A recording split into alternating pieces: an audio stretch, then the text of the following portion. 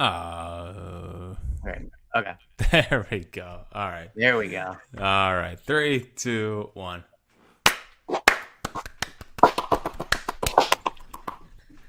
Welcome on in. It's another edition of the Clap Your Hands podcast, all presented by Jackson in the breaking news booth.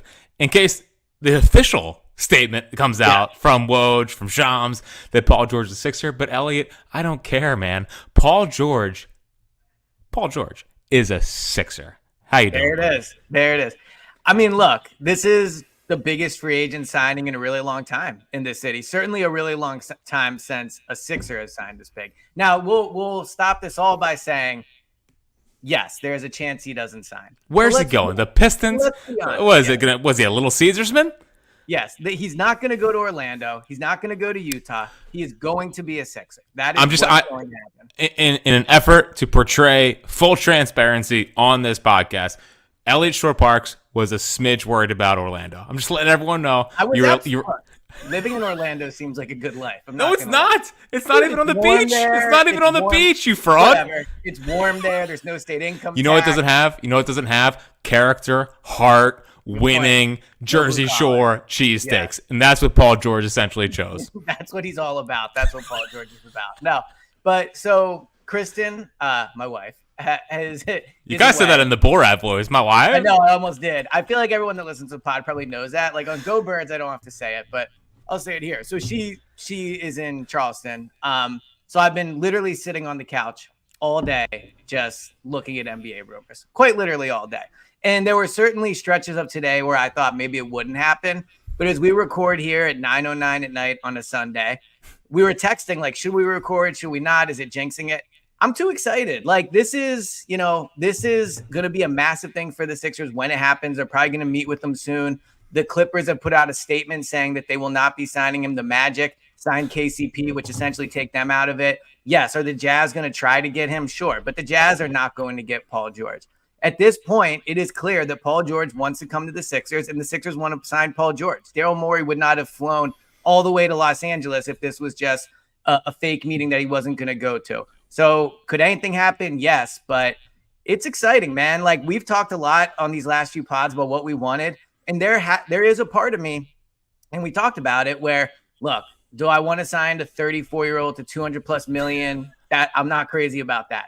I love the idea of building with McCain and like those guys that came up in the system. But now that he's going to be here, like screw all that. Like I'm excited. I mean, it's the best player they signed in a really long time. We talked about it in earlier pods. He's the perfect fit next to Maxey and Embiid. And, I'm curious to hear your take on it because I think you've been a little more pro on it than I am. But when this happens, it's going to be super exciting. And we said we were going to save the Sixers. It took a little longer than expected, but here we are. We did it. Yeah, so I feel a couple things. On one hand, I'm genuinely shocked, frankly. Like, what are the Clippers doing? I don't get it. Like, you're opening a new arena. You're really, and a part of me thinks they screwed up so much with the whole Kawhi extension. Mm-hmm. With the whole we have this principled we're not going more than 3 years thing, so then it looks ridiculous to turn around and give Paul George 4 years when you essentially told Kawhi you're not doing that, which I think is just dumb. Like I think this whole thing is dumb. Again, they're opening a new arena. You have James Harden and Kawhi Leonard. Steve Ballmer is dumb loaded. Like just spend the money. Like it makes absolutely no sense to me.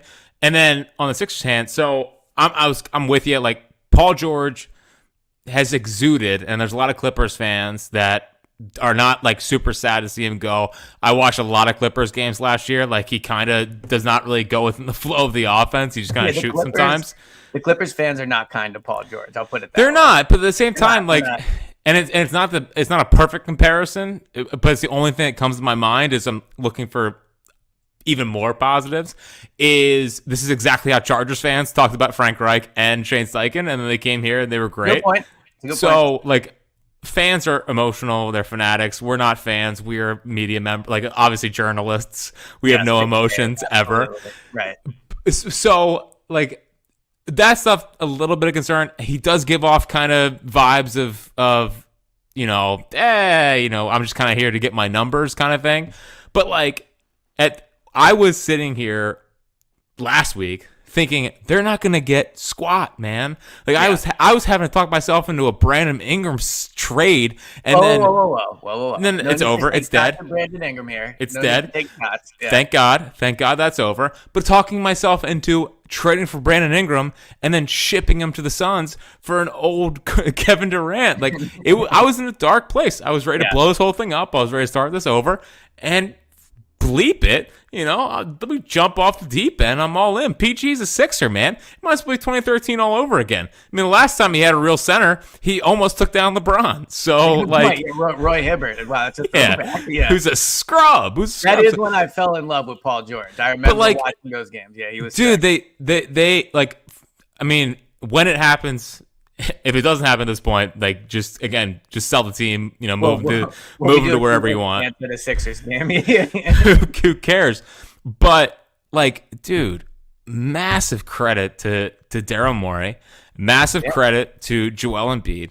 Like, sure, did the Clippers maybe have some malpractice here? Sure, but they convinced a real superstar from Los Angeles to commit to sign the rest of his career away to the city of Philadelphia, to Joel Embiid, and who Daryl Morey, whose name has essentially been dragged through the mud in NBA circles for the last 6 months, really before the season, maybe even a year, whatever, since last year with James Harden.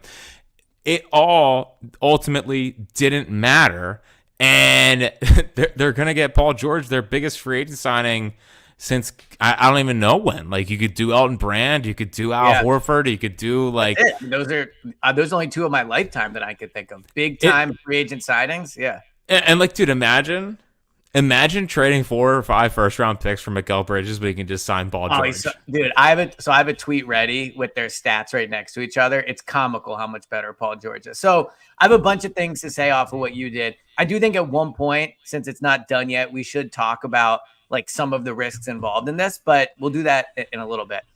To what you maybe said tomorrow when they actually sign him. Yeah, tomorrow when they actually sign him, we'll do that. But to what you were saying about Daryl Morey, when we did the post-trade pod here, or the post-trade deadline pod, and we talked about how they kicked the can down the road. They punted on the season. They didn't go out and get anybody. They had all these assets. When was Morey actually going to make a deal, right? Like, he held on to Ben for forever. He held on to James longer than we thought.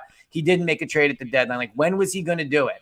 And his plan was to have all this salary cap space, hold on to it, all these picks, and go all in this season. We said this was a massive, massive offseason for Daryl Morey. And it looks like he's going to hit the biggest home run the Sixers have hit in a really long time. It's going to be expensive, absolutely. Is he going to spend his way to this guy? Yes, but lots of teams just spend their way to that guy. Mikal Bridges. Look at the Phils, man. Look at the Phillies. Look at the Phils. Well, I was going to say with Paul George, does it warm your heart that he chose us the same way Bryce did? Like, you hear that a lot with Bryce. Like, Paul George choosing us, like what you said. I mean, he was in LA. He was in the place he grew up. He was in, a team that's building a new arena and spends a lot of money. And he's choosing to come all the way over here to win. Obviously, money is part of that, but every free agent signs for money. Like, he could have gone to Orlando if it was just about the money. Because, as we said, Orlando seems like a sick place to live. But again, have you ever been to Orlando? Yeah, it's not on the beach, dude. I know it's not. It's warm. It's nice. It's not that nice. It's not that nice. There's Disney World. There's Disney World. Have you been to Orlando? Yeah, when I was 8. Okay, so you're an adult now. I'd be curious to see what adult Jack thinks of it. But regardless, he chose us. And credit to Daryl Morey, because this could have gone really bad, like really, really bad. People are waiting to jump all over the Sixers. People are waiting to be like, they didn't get anybody. This is why they're losers. This is why I shouldn't believe in them. And now the Sixers are going to make one of the biggest free agent signings. I mean, since Bryce, you could argue AJ Brown kind of counts a little bit. Yeah, I think so. Yeah. But in terms of like big time, like Hall of Fame players, like Paul George is going to the Hall of Fame. AJ Brown will end up there. He was not a Hall of Fame player when they acquired him. Bryce probably was already a Hall of Famer. Like, maybe not. No, you're right. Probably not. You're right. Like, Paul George is a Hall of Famer right now that they're acquiring. Part of that is because he's already 34. The NBA is very easier. It's much easier to get in than other sports. Basketball Hall of Fame is extremely easy to get into. But he is a legitimate Hall of Famer. So credit to Morey for getting it done. Hopefully. Well, and again, I'm disappointed in myself, because I felt like I got thrown off the scent, because, I said, I believe at the trade deadline, I was like, when things leak early, they usually come to fruition. And it leaked pretty early that the Sixers and Paul George were You're right. a thing, and was gonna be Yeah. a thing.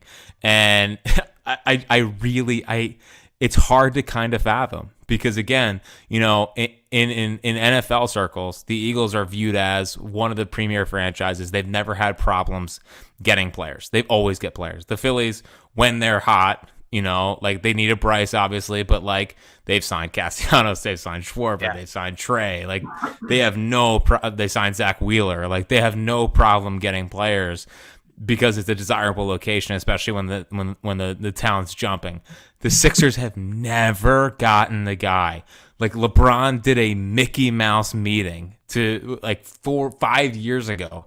LeBron made them fly across the country to meet with Rich Paul. Not even like the real, not even the real LeBron. Like they've been a joke from that standpoint. Like they've been made a mockery of, and they actually are going to land Paul George. And I think it immediately vaults them to second in the East. Absolutely, 100%. Like I think people will do the Knicks thing, like, oh my god, look at the camaraderie between these. They hustle so hard. Oh my god, Villanova. Yeah, losers. And the Bucks, they're Bucks are kind of cooked. I'm gonna be honest. The Bucks are kind of cooked. Like I think the Sixers they all seem to hate each other. Yeah, the vibes in Milwaukee don't seem particularly great. But I also think it says a lot about. I don't want it to be lost, Joel Embiid's part in all this. Yep. Like Joel Embiid, for the first time on the court, he's a superstar. We totally agree. We all understand that. But for the first time off the court, he acted like it. And I know I think people made a huge deal out of it when he did it. But going on NBA Countdown of the Finals is not some small deal. And a lot of people have been on this. He's got to recruit. He's got to be more open and more willing to have help. Because if you don't, you're probably never going to get out of the second round. And him going on that show, being very open about it, again, part of why I'm shocked is because Paul George looked like he wanted to be anywhere else. He looked not happy. Yeah. He looked not happy at all. But Joel Embiid being aggressive, saying we can make this happen. I'm sure Tyrese Maxey was involved as well, but we know the big dog is still the big dog. Mm-hmm. And ultimately, if I'm Paul George, given Embiid's shortcomings and the injury stuff, at least I know he's going to try to be there. Kawhi, you have no idea, and I have no idea. Kawhi's currently in Costa Rica, I believe. He is in Costa Rica. Yeah. You're right. And James Harden did take less money to come back, the most selfless superstar in the history year of after sports. year. It's all he does, take less money. But I think Embiid deserves a ton of credit as well, of like almost putting his ego aside a little bit, of like I'm the star of the team, I'm the star of the team, and doing what's best to help him win a title. Because the nice part about Paul George is where it's not LeBron, whereas if they do win a title, it's going to be Embiid's title. Yep. It's not going to be LeBron's title. It's going to be Embiid's title. And I think he deserves credit for what is about to happen here. Yeah, I mean, I agree with everything you just said. I will just add that one of my favorite parts of the story about Joel going on the NBA Finals set is he just found out. Like, I think he was actually in the bathroom, coincidentally, with one of the people, and they were like, "Oh, Paul George is on," and he asked to go on, and you could tell he was wearing, he was comfy Embiid. He had on, a t-shirt, sweatpants, like he was comfy Embiid. He still went on, he did it, and like I agree with you. And this sounds silly, but I think it's noteworthy when you talk about the Sixers kind of putting a full court press out. Morey flew to Las Vegas. Los Angeles. He's there for it. And the tweet that everyone's been talking about today, that, Paul George's wife followed Embiid's wife. Like, it feels like this was probably a full court press. Like, it wouldn't shock me if they got dinner last night together in Los Angeles or something like that. So I absolutely give Embiid credit for it. I know I made the joke that Embiid went on the set, and 2 days later, there was a tweet that the Sixers of interest is waned. And man, that feels like an eternity ago when they didn't think they were going to get him. But no, Embiid deserves credit. And the other part of this too, and this will be discussions for lots of pods, but now they are all in. I know this is a 4-year deal. The window is not 4 years. They could make changes to change that window. Maybe you acquire somebody else. But the Sixers probably have 2 years to try to win a title with Embiid and Paul George. Maybe one more. But this is not a 25-year-old you're acquiring. This is not a set or a trio of three guys that are 28 or younger. Embiid is 30, and I would argue a very old 30. Paul George is 34, and he's 34. Like, that's just an old player. So their window is not super big. So the pressure is going to be on immediately to do that. But, and I've been tweeting a bunch of stats out, which I know you've been loving. I know you love my God. Yeah, dude. Feed me the PPP of Paul ready? George. Yeah, give me that. All right, so I got a bunch here, but a few of my favorites are, so Embiid, Maxey, and Paul George last year averaged a combined 83.2 points. That is easily the biggest trio in the NBA. No other team even really comes close to it. So just in terms of, if we think like a quote unquote big three, I mean, who's a better big three? You're making a face. Who's a better big three? But that their points per game are going to go down. I know, I'm aware of that, but I'm saying in terms of acquiring players, I get it. But noteworthy. The points are going to go. Will they though? Actually, Embiid's will probably go down. Yeah, Embiid's will go down. Maxey will probably go down, and then PG be probably around the same. Paul George averaged 22 points. Maxey averaged 25, and Embiid averaged 34. So Embiid's will go down. Embiid's will 100% go down. But listen, it's in an era where it seems like the league is moving away from big threes. The Sixers are essentially doubling down on like the 2014 model. I like which is when it was the game I loved. Star. Yeah. Back when the league was the league. Yeah, man. back when it was the basketball league I could enjoy. Instead of a bunch of role players and doughy centers. That's you've never been a role player guy. You've always been a star guy. I've always been go get. I was crushed when KCP left. Yeah, when KCP was why such a great player is essentially just wasting the last couple of years of his career on the Magic is beyond me. But I want to know why. He's getting a ton of money and he gets to live. He is getting a ton of money. That is true. And when role players eventually get paid too much, it's like, wow, why do we pay this guy $22 million a year? Yeah. Well, the good news is in Orlando, nobody will be talking about how he's not worth the money because no one talks about the Magic. And I'm here. And it's just such a desirable place to live. Everyone can't wait to go to Orlando. Which think again, of all the all-day Disney passes he's gonna be able to buy with that money. Yeah, dude. Think about all the state income tax that he's able to save money on. You are a pocket watcher. You know that. You 100%. I'm big at. I used to be terrible with my money. Now I'm better at it. So I'm very big into pocket watching. All right. Here's another stat I really like. The one you commented on Twitter. Got all your thirsty likes by making fun of me. So congrats to you on that. Should let you know, I got more likes on that tweet than you got on your tweet. I'm sure you did, the original tweet. Yep. No one gets more likes than getting in my mentions. That's a real place if you want to go get some attention on your tweets. All right. So Paul George last year averaged 1.03 points per possession in isolation situations. So that's your PPP. 1.03 PPP in isolation situations. That was the 10th best amongst the 26 players who got 3+ isolation possessions per game. You are sickening. So of the guys that actually had a lot of isolation possessions, he was a 10th best in the NBA last year. That's great. Like, that's what you're looking for. What the Sixers need is someone to give the ball to and create offense. How many times when Embiid is out, did they give the ball to Toby and he couldn't do anything, or whoever they had it really? Ben couldn't do it. Wait till Paul George gets here and forgets how to shoot. I know. What's gonna go wrong with Paul George as a Sixer? Like, I know that sounds so morbid. It's a positive pod right now. We'll be negative after July 4th. No, there's no negativity. I'm excited, but like, it's just like, I watch Paul George. All he does is like he's pretty unconscious. Like, he'll shoot. Like, that's not an issue for him. Buddy Hield also is supposed to be a shooter. Buddy Hield stuck outside of that. But all right. So as a shooter, you ready? Yeah. You ready for these? Oh, feed me. Yeah. I know you're ready. So Paul George last year, 41.3% from three on 7.9 attempts. So he shoots a ton of threes. Like, every year he's over 7. He shoots a ton. The 41.3% among the 73 players who attempted 5+ threes a game, he was 9th. So 9th out of 73. Among the players that attempted 6+ threes, there were 42 of them. He was 3rd among them. And then among like the elite shooters, the guys that shot 7+ attempts a game, he was 2nd among those 21 players. So he is not the best shooter in the NBA. But if you wanted to build a case for it, you could. I mean, he's 2nd among the guys that shoot it the most. Obviously, you will. I'm sure you will. Just get ready, buddy. I'm already starting. So I think you could argue that now Klay Thompson's leaving Golden State. Maybe we'll be doing a Klay Thompson emergency pod. Ooh. Paul George and Tyrese Maxey might be the best shooting backcourt duo in the NBA. Wait till they trade the farm for Lauri Markkanen too, and then they're never going to miss a shot again. There's going to be Paul money. George, Tyrese Maxey, Jared McCain. We can talk about Eric Gordon. Like they have added legit shooters to this roster. So it's all going to come down to Embiid. But like putting in shooters around Embiid, this is the best job they've ever done of it. If only they did this around Ben. If only they just surrounded Ben with shooters. Bring Ben back. Dude, listen. Would you, if you only bring one back, Tobias Harris or Ben Simmons?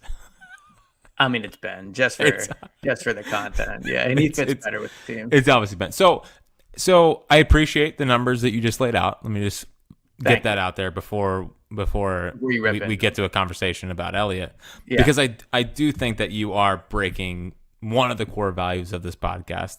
I know you are a core valuesman. I am. And James Jackson. We've talked a lot on this podcast where we're just talking hoop, man. And we are. I feel like you are straying from pure hoop talk and trying to get into advanced analytics talk. All right, here you go. You ready? Paul George is definitely a bucket boy. He's a bucket there. That's and that's to what I want. To go back to the draft thing, like he's a dude. Like Paul George is a dude. Of course he's a dude. Here. Yeah, and not to stray again, but if I must. The definition of a bucket boy and a dude is who gets it done in the fourth quarter. Paul George, 10th in the NBA among active players in points per game in the fourth quarter. Just as much as Jimmy. So, like, all this playoff Jimmy stuff, Paul George's numbers are just as good. So, he is. Yeah, but here's my thing about clutch things or fourth quarter things. That's all eye test, man. Like, LeBron technically is the best clutch player of all time in terms of, like, the clutch analytics stats. No one trusts LeBron to take the final shot. It's Kobe. It's Jordan. It's like, again, I appreciate the stat. I do. But Jackie eyes, like I gotta feel it. Basketball scouting eye test. Exactly. What exactly. do you think about Paul George in the clutch? Is he clutch guy to you? He's not clutch guy to me. Like, again, fair. I don't what about the really... Pacers team with Roy Hibbert? He did it then. Yeah, he was 24. But I think the clutch gene is like a gene. I don't think it ages. Like you have it in you or you don't. Either you have ice in the vein or you don't. It's not how your hamstrings feel. So this is going to be, maybe emphasizing your point, maybe not. But again, in high school, I never lost a playoff game. Like all I would do is win. Is this baseball or basketball? Stepped on. This is baseball. Okay, yeah. Stepped on. Onto a college campus.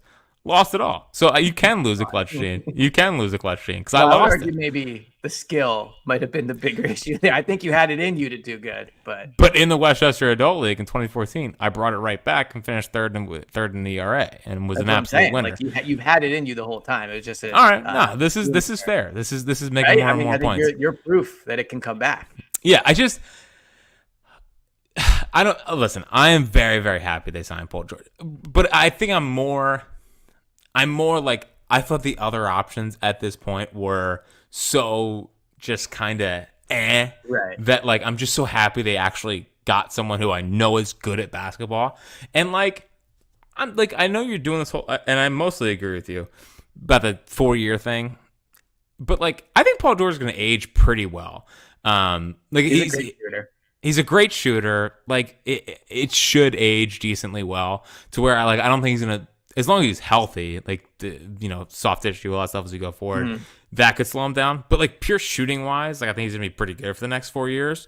The thing that I'm gonna find most fascinating about this team is Tyrese Maxey's role, because I think that Maxey, I think his first instinct is to take a back seat. Like I don't think he loves like, I'm going to be the alpha. I'm going to take over. Like he can. We've seen him do it a little. I do think it changed it, but I think your point is fair. But I think you started to see that change as the year went on. Sure, but even what was the game where he passed to Embiid with? There's the Knicks game where he passed to Embiid and didn't just take the shot. He had to throw it up. Yeah, it was the game 2 that they blew. Now he rectified that in Game 5 when he just like I'm going to do it. I'm going to do it. Biggest shot of our lifetime. Yeah. I know. But I don't think that's his. I don't think that's his first instinct. I think his first instinct is to be more backseat driver, and be more hands off. So I'm curious to see, is PG the second star? Is Maxey the second star? How is this whole thing work out? Maxey and PG, I think, will bring the ball up. Is Maxey playing off the ball, and is he just a spot up shooter, or is he allowed to create? Like, how Maxey is now being used, I think, is going to be really fascinating. So actually, as you're saying that, I have a similar worry, but it's not about Maxey. And, we'll preface all this by saying we would sign Paul George, and I think he fits the best in terms of just pure fit on the team. But talking about pecking order and in the fourth quarter, who's it going to be?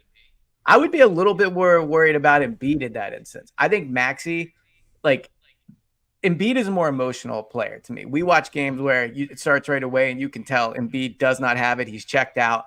I'll be curious to see if his role lessens, if he's touching it less, if Paul George is doing a little more isolation on the perimeter. Obviously, I think Maxey, especially off what he did last year and the contract he's going to get, he'll be more involved. I think it's not Maxey. I think it's Embiid that's going to see his role change, perhaps dramatically. And I'll be curious to see how he handles that. Like, if he's not touching the ball as much, I truly don't think he's going to have an issue with it. I just wonder if he's out of the flow of the game that he's used to, how he's going to play. He is somebody that I think has improved as a passer and showed last year early on that he can be a great passer, but he is someone that struggled with turnovers a lot in his career. So we can talk about all these shooters around him. I'll be curious to see, now that I think he's going to be passing it more than ever, how that works out. But ultimately, while your point is fair about Maxey, I mean, they now have three guys you can give it to. Like this time last year when we started this pod, I mean, you were recording it, we thought they had one guy, and we didn't even know if we believed in the one guy, Embiid. Now, after what Maxey did in the playoffs, doing what he did in Game 5, I thought he showed up in Madison Square Garden. He certainly, Game 6 was not great. That matters, but he's a young player. I'm not going to kill him for it. I think last year he showed he is someone you can give the ball to, or someone that can step up in big moments. Embiid, great player. We could debate for hours how clutch he is, but he is certainly somebody in an isolation situation that you think could score. And now they add Paul George, who is definitely somebody you can give the ball to. Like, you feel light years more confident giving it to him than you do Toby. And that's kind of what this all boils down to, too. Is giving a 34-year-old over 4 years, over $200 million risky? Yes. But he is way better than Tobias Harris. And if they had Paul George last year in the playoffs, they beat the Knicks. And frankly, they probably go to the conference finals and lose to the Celtics. Like, who knows? Maybe they beat the Celtics. But they are out of the second round. So, man, if they don't get out the second round this year, it's gonna stay. No, that one's gonna stay. Fold the team. But yeah, I think the most important thing you said there is about obviously the isolation scoring, because that's the thing that Embiid, I think, struggled the most with, at least late in games, is you can't get him the ball. Maxey, developing from that standpoint, but still he's a 6 foot guard, 6'3" guard. So it's harder. Having a legitimate wing that you can just, again, throw the ball to and can get you a shot, can get you a bucket, to where it makes everyone's job and everyone's life that much easier. Like, it just makes the whole thing that much easier. And then you look at the rest of the team, they could still sign Clay. Yeah, they could sign and trade from. I mean, Ramona Shelburne said on ESPN he might get the mid-level exception. Which I don't know if Clay. Look, I didn't know if any star wanted to move to Philly. I don't know if Clay wants to, but if he does, there's no better situation for him. Dallas is a team that has interest. Looks like they could pay him more. You could argue that's maybe a better situation. But if Clay wants to go somewhere and win, now the downside is he's not going to get a lot of touches here. But if he wants to go somewhere and win, the Sixers, they're a top 5 team in the NBA now once they add Paul George. So I could see it happening for sure. I mean, and we didn't even talk about the other guys. We talked a little bit about Eric Gordon, but they added Andre Drummond, who I thought was you think he maybe is not as good, but I think he's a regular season player. I think in the postseason he's borderline unplayable. I mean, look, he can't guard anyone. He can rebound. The Sixers' biggest issue is rebounding, and he's still a great rebounder. But he can't. All right, but he can't. Like he's gonna get torched in pick and rolls. He's a backup center. I know he's a backup center, right. But I think he's a regular season player. Actually, I think people were I think jumping on the loss of Paul Reed too fast. I think Paul Reed sucks, man. I'm sorry. I wanted to be excited about him. He's fun. Sucks, but like he's not good. But at least I don't think he's gone. Is more my point. I think both him and Drummond are. I think they're both going to be here, and I think I mean, look, if Drummond's getting torched defensively, like he probably will be, at least you can put Paul Reed out there and see what happens. But so Andre Drummond's fine. I think he's a regular season player, but I get that a couple years ago for the Sixers he was fine, and people were excited about that. Even though like Dwight was probably a better backup center, but Dwight was okay when he was here. Eric Gordon, I'm excited about. Now he's a million years old. Like he's played over 860 NBA games. Dude, I'm not even kidding. I don't even know if that counts playoff games. So he's probably over 1,000. Dude, Eric Gordon has been in the league for so long. Like not as long as Chris Paul, but it feels. Dude, as long as really quick. Guess how old Andre Drummond is? He's only 30. Isn't that unbelievable? All right. Also, apparently Eric Gordon's nickname is the Hobbit, which I don't love. That's what his Pro Basketball Reference page says. But Andre Drummond being 30 is unbelievable. Like Aaron told me he was 37. Aaron Nola is older than Andre Drummond. Wow. Yeah, that's wild. Yeah, dude, he's been in the league since 2008, man. So all right, yeah. So Eric Gordon has played 886 regular season games and 64 playoff games. So he's like 950 games or something like that. Yeah. The nice part about Eric Gordon is that he'll pull from everywhere. Yep, and he still shoots it well. And I actually think he's the most important when it comes to Jared McCain. As long as they don't trade him for Lauri Markkanen. Like they're the same size. Eric Gordon has been shooting and been a good NBA player for 100 years. I think it's a good signing for Jared McCain of like, this is a guy you should learn from, put down the TikTok and let's Dude, I'm in on the TikToks. I actually downloaded TikTok. Like I'm in on the Jared McCain TikToks. I've moved way more out on the TikToks. Like I just, Well, I heard that song that you said he got famous for. We're like, I'm 2 years into college. I'm 2 days into college. Oh, it's so good. I have it on my iPhone. Like it's in my head. 30. You're almost approaching 40. You don't need that on your iPhone anymore. This song is not for young people. Would you say so? 100%. I don't think it's age. Like I don't think it's age defined. I think it's I'm 2 days into college. Like who else is that for? It's not for you. It's definitely not for you. In my car as I'm driving around, but I think it's not like I'm like listening to like I don't know. I'm just saying there's been a lot on this podcast that I've had to adjust with you. You know what I mean? Like I sit down to record, and you're taking whatever to your face to make sure it's all loose. Like all your pores are open. It feels for those that are listening, it's an ice roller. It feels good on my face. It just is. It's calming. You should try it. Like you'd enjoy it. You have a stressful job. It'll make you feel better. Nah, I got enough. You got a reputation to uphold. Yeah. I got enough. Yeah.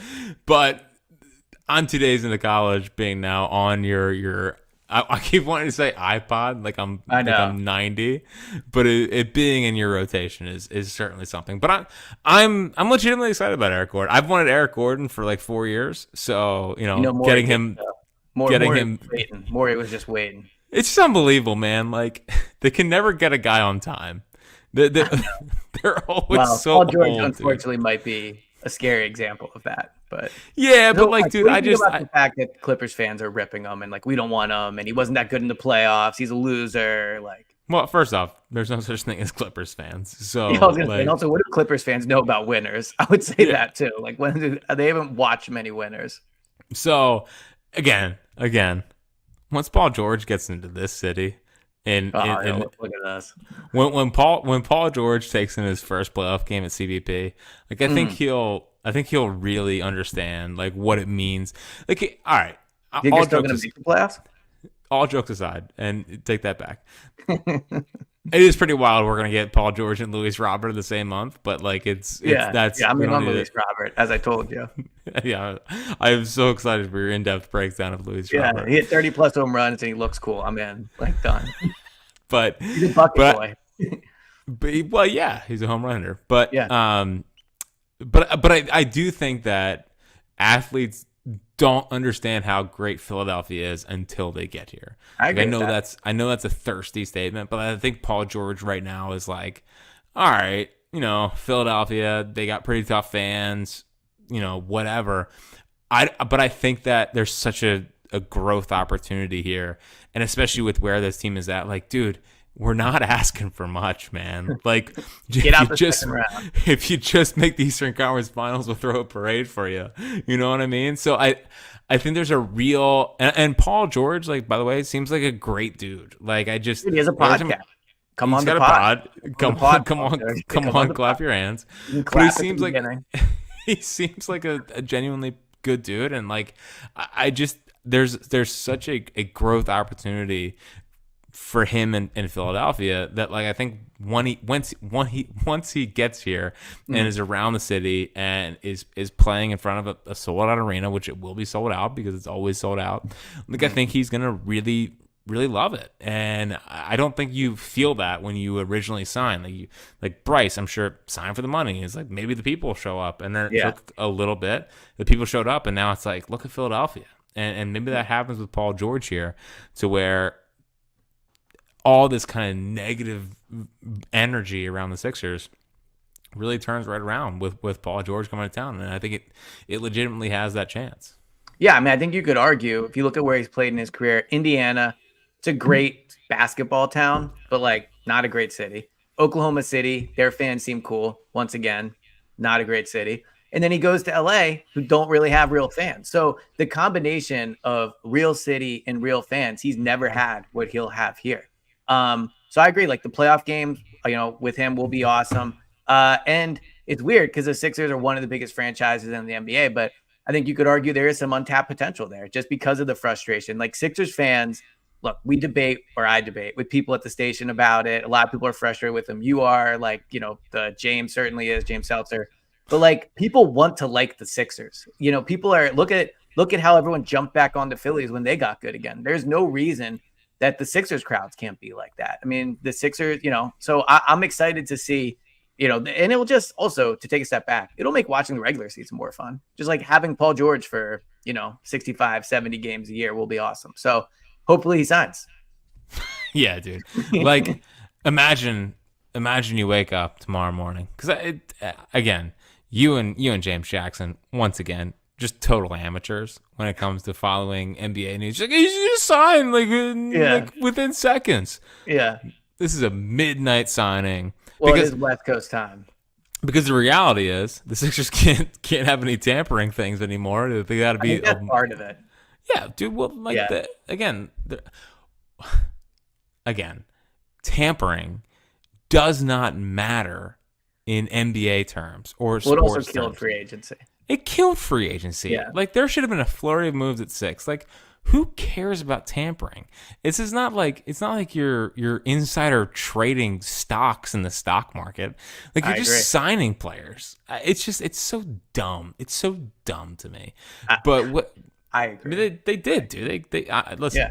We don't need to talk about. I feel like you're on the verge of talking about your gambling thing. It's not about gambling. About to bring it up, but I won't. I just hate when people bring up the insider trading thing with my gambling thing. It's like, relax. But all right, no, whatever. We don't need to go down a rabbit hole.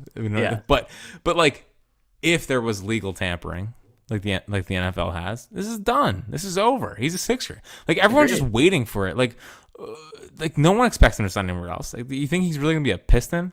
Like, all of a sudden, are they gonna make like the Jazz are gonna get involved? Dude, like, stop. If we wake up and he's on the Jazz, it might be the end of the pod. But it'd be a fun pod to look back and listen to. Yeah, I mean, look. It was funny. I will say this too. He's going to sign. Like, it's going to happen. But it is fun to ride the wave of this. I mean, it's been a really long time since they had this free agency type of thing. Like, they've been in on stars, but it's been trades. Like, it's been awesome just to know they're going to meet with them. And the whole world needs to operate on East Coast time. Like, what are we doing here with West Coast time? Like, I mean, a lot of people out west. There's a lot of people out west. Well, but not real sports fans. Sure, yeah, fake sports fans. Right. But yeah, like I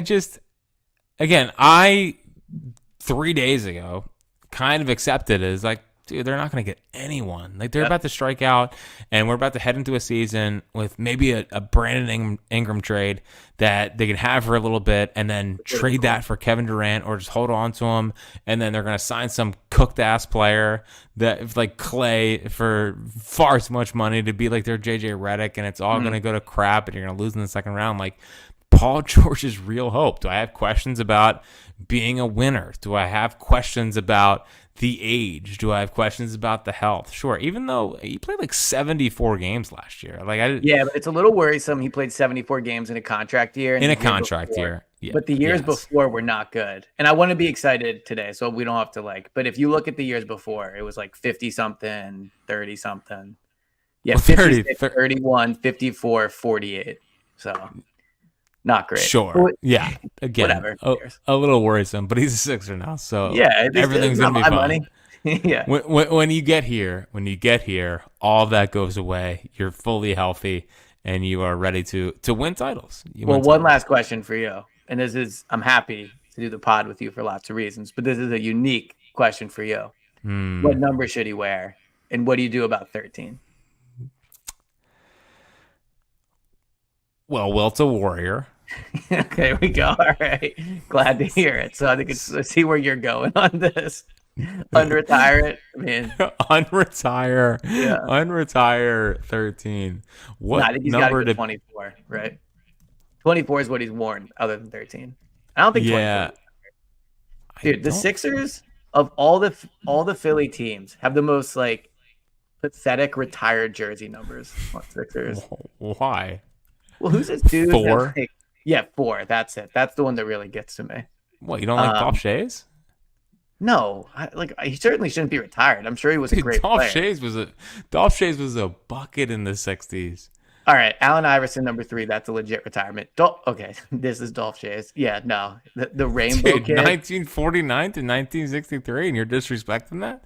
Julius Erving, I'm good with. Look, Mo Cheeks, I don't know. Dude, again, like I said multiple times, you put TJ in the 80s, he's a Hall of Famer too.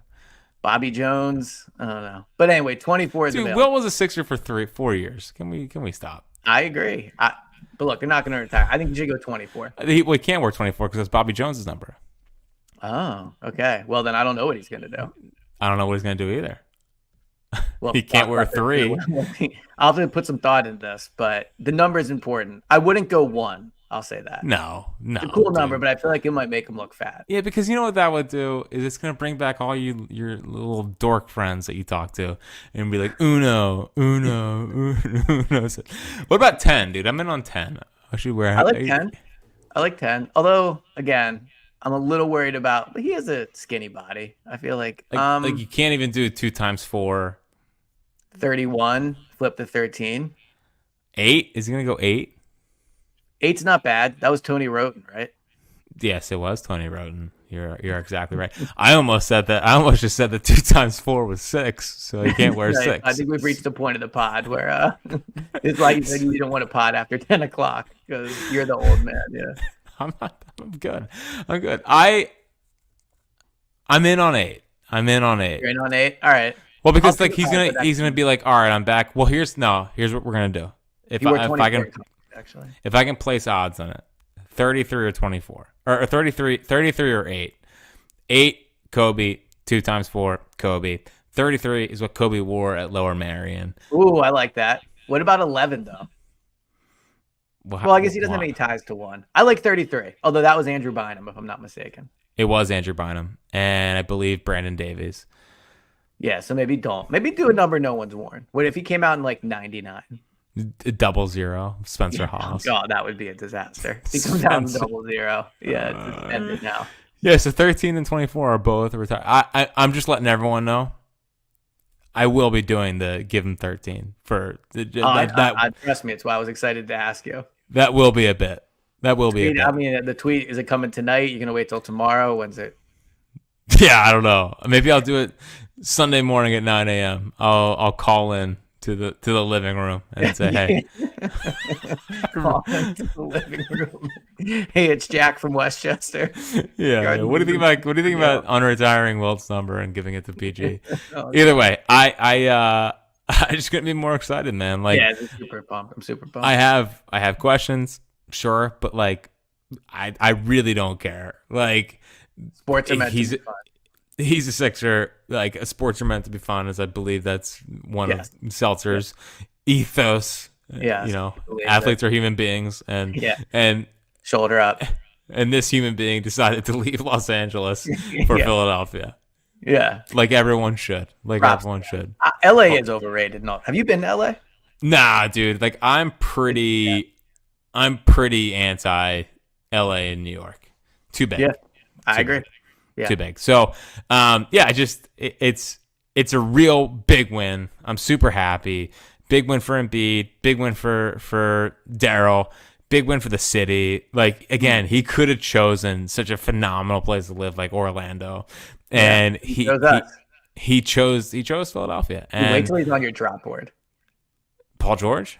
Yeah, I can't believe it's so hard to fathom Paul George's Sixers. Like, it's really wild. Yeah. I've watched Paul George from afar for so long. He's a legit NBA superstar, and he's gonna be in Philadelphia. Like, he's gonna be one of us. They might have 3 All-Stars next year. Yeah, I mean, they should. First, if they don't, when they get Laurie, it's kind of Laurie or whatever. Dude, if they got Laurie Markkinen, if they found I realize how good he was. He's sick. Dude, he's awesome. Yeah, he's unbelievable. Awesome. Yeah, they probably don't have enough. Like, the Jazz would be kind of giving him away, but like, if they can find a way to get it done, I'd be super, super in. But regardless, how it looks right now is pretty damn good. We don't need to do this. They're not going to trade Embiid for him. Embiid is here to win a title with Paul George. And once again, I mean, 2024, 2025, shaping up to be the year of Philadelphia. The year of clapping your hands. We're going to get a World Series. We're going to get a Sixers out of the second round. The Eagles, I'm sure they're going to be fine. Win a playoff game. I'm sure they're going to be fine. And the Flyers will play some games. And the Flyers, well, dude, I'm preparing to be in on the Flyers. It's Michkov era. Yeah, you in on him? You watch some highlights of him scoring goals? I don't need. I think he's highlights. A defenseman, actually. No, dude, he's a freaking center, man. Would you stop? No, I think the guy they drafted is a defenseman. Oh, yeah, I don't care. Michkov's here. Do you know who Michkov is? No, I'm assuming a Flyer. Yeah, dude. All right. So Michkov was supposed to go number 2 overall last year as like the obvious second best player in the draft, and he fell to 7th because no one knows if he's going to actually come over from Russia. But the Flyers took him. Yeah, dude. He's a superstar. It's basically the biggest move. He's the biggest move they had since Lindros. Like, it's huge. All right, I'm in on him. Maybe I'll get his jersey. Dude, big year for Philly sports, man. Michkov falling off, unfortunately, but World Series. PG, and whatever the Eagles do this year. It is a great time to be one of us. One of us. To be a Sixers fan. Dude, never a doubt either. It's always a great time to be a Sixers fan. Always try to tell people. Shout out to Josh Harris. Made it happen again. Thank you, Josh. And I know there's a lot of people in the chat about Michkov. I got us. So what if I said he's a center and he might be a winger? Okay, whatever. I'm the Michkov man. You're the Michkov man. I like it. That's right. But either way, Flyers chance at Sixers games. Dude, Woj just tweeted out about freaking Mason Plumlee. Oh, like, can we grow up about a Mason Plumlee tweet right now, Woj? This is sickening. So, do you think we should wrap? I mean, are we staying live? Are we staying live till midnight?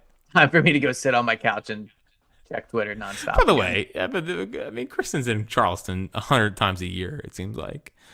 Yeah, well, so her family lives down there, which is why.